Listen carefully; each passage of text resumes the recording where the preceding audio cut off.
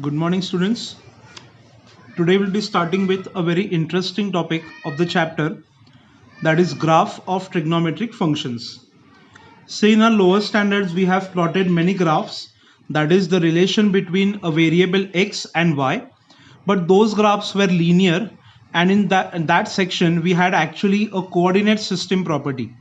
But these graphs are better different graphs from the part that you have already studied in your 10th standard. Now basically how are we supposed to plot a trigonometric function ka graph?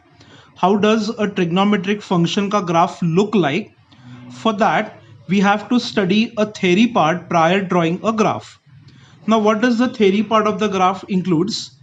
The first point is periodic equations, because until and unless we have any equation available with us, we won't be able to plot the graph. Now what are basically periodic equations and why specifically I mentioned a point periodic? What does periodic means? Periodic इसका meaning होता है कोई भी अगर एक parameter खुद को एक रेगुलर इंटरवल के टाइम के बाद रिपीट करता है तो that property is called as periodicity and the equations are called as periodic equations. हमारे कोई भी ट्रिग्नोमेट्रिक फंक्शंस जो है वो हमेशा पीरियोडिक रहते हैं, वो खुद को एक रेगुलर इंटरवल के टाइम के बाद रिपीट करते हैं, इसलिए हम लोग उनको बोलेंगे पीरियोडिक फंक्शंस और उनको रिप्रेजेंट करने के लिए हमारे पास है पीरियोडिक इक्वेशंस. अब हमारे 11th स्टैंडर्ड के सिलेबस में we are going to plot two types of graph, that is a sine function, मतलब उसे हम लोग बोलते हैं sine curve, and second one is a cos function जिसको हम लोग बोलेंगे cos curve. Now what is the equation about y is equal to a sin bracket में bx plus c. See ये इक्वेशन में there are total 5 variables. The variables are a b c जिसका meaning हम लोग अभी study करेंगे, and the second 2 variables are x and y जो आप फेमिलियर हो, क्योंकि अगर कोई भी ग्राफ प्लॉट करना है तो हमारे पास कंपल्सरीली x और y ये दोनों पैरामीटर्स की वैल्यू होनी चाहिए. Now what does the parameter, the variable a suggest? A is called as the amplitude of the graph. अभी amplitude का simple meaning क्या है? The height bracket में distance above and below the axis is called as amplitude. In other words, the maximum and the minimum value of the function is called as an amplitude. सी हम लोग ने last lecture में, previous lecture में function का range and domain सीखा था, तो उसमें मैंने रेंज का डेफिनेशन क्या बताया था? The maximum and the minimum value attend by any function is called the range. Similar to that, the range and the amplitude they have the same meaning. It means that अगर मुझे कोई भी एक function draw करना है तो उसकी मुझे मैक्सिमम वैल्यू पता होनी चाहिए और उसका मुझे एक मिनिमम काउंट पता होना चाहिए.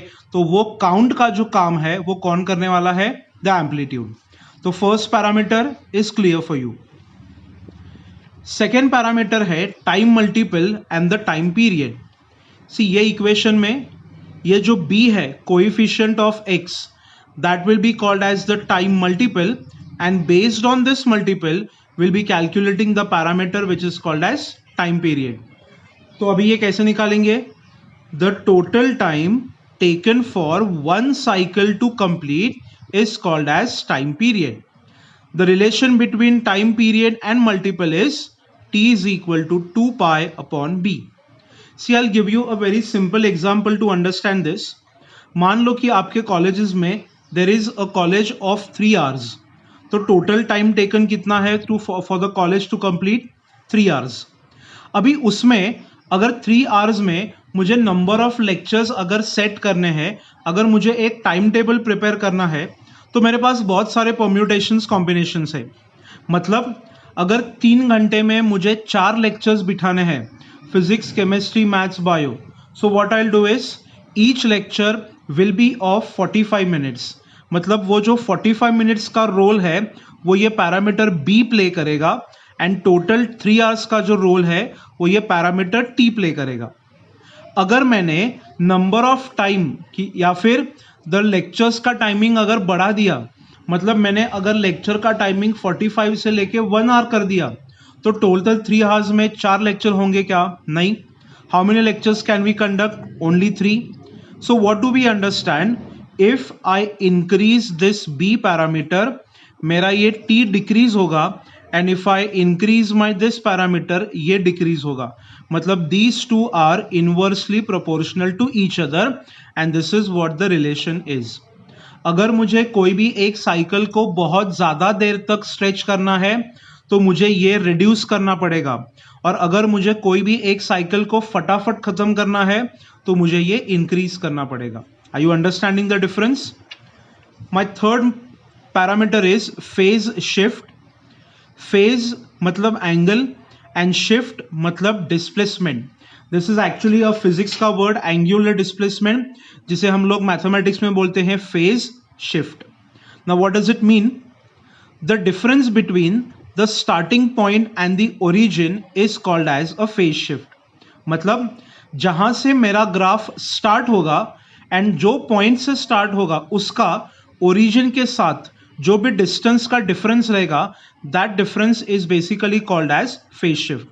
And now luckily for our syllabus, we will take the value of C as 0 for all graph. मतलब हमारे जितने भी ग्राफ होंगे वो कहाँ से स्टार्ट करेंगे? तो it will be starting at origin. मतलब origin और origin में से जो डिफरेंस है वो 0 रहेगा. It means that we are not going to shift any of the graph for our syllabus. See, ये जो कंसेप्ट है वो हमारे कॉलेजेस में इतना ज़्यादा पर्टिकुलरली ये सारे पैरामीटर्स एक्सप्लेन करके नहीं सिखाए जाते. They will ask you to learn the values and then वो वैल्यूज लर्न करना इतना ईजी नहीं है. मैं आपको यहाँ पे बहुत सिंपल मेथड सिखाऊंगा जिसमें एक आपको इक्वेशन अगर दिया है तो उस पे से उसका ग्राफ एकदम ईजीली मैथमेटिकली कैसे हमें प्लॉट करना है. And now the last point of this theoretical concept, angle and its function value. The two very important parameters, क्योंकि अगर हमारे पास x और y की वैल्यू ही नहीं है तो then the graph plotting is absolutely not possible. So now how do we do that? The relation और the graph is a relation between the parameter x, y. What does it mean? It is actually the angle versus its function का value. जब हम लोग कोई भी trigonometric function का graph plot करेंगे उसके एक्स एक्सिस पे सारे एंगल्स प्लॉट होंगे और उसके वाई एक्सिस पे सारे फंक्शन वैल्यूज प्लॉट होंगे. कौन से एंगल्स लेने हैं वो मैं आपको हर एक एग्जांपल में बताऊंगा. उसका फंक्शन वैल्यू कैसे लेना है that also will be discussed. आपको पहले इसका थ्योरेटिकल पार्ट स्टडी करना है and then you will understand how do we actually plot the graph of the trigonometric function. पहले आप अपने नोटबुक्स में ये सारे जो फॉर्म्स हैं, डेफिनेशंस है, वो जो दो मेन पीरियोडिक इक्वेशंस है वो नोट डाउन कर लो, ताकि जब हम लोग ग्राफ स्टार्ट करेंगे आप वो पॉइंट से अपना इक्वेशन जो है वो रिलेट कर सकते हो.